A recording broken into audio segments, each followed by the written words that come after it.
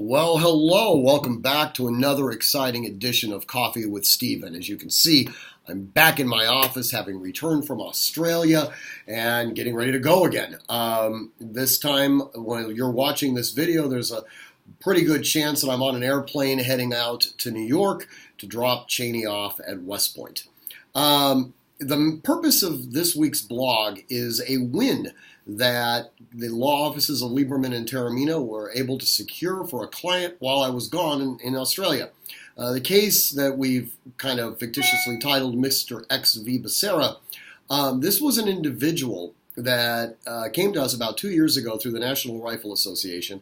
He, when he was a teenager, had been improperly certified under the California Welfare Institutions Code as what we call 5250.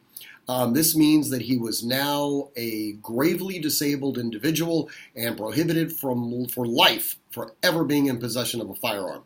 Now, our client is anything but gravely disabled. It was literally nothing more than a clerical error that had been made by a hospital that he had gone into as a teenager for some medical procedure.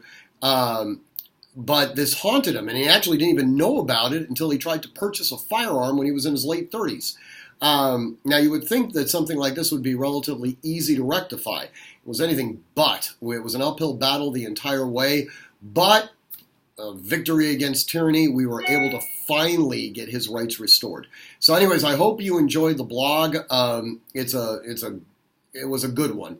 Anyways, as always, train constantly, train consistently, train repetitively, and train with purpose. And above all else, stay safe until we're back together again next week.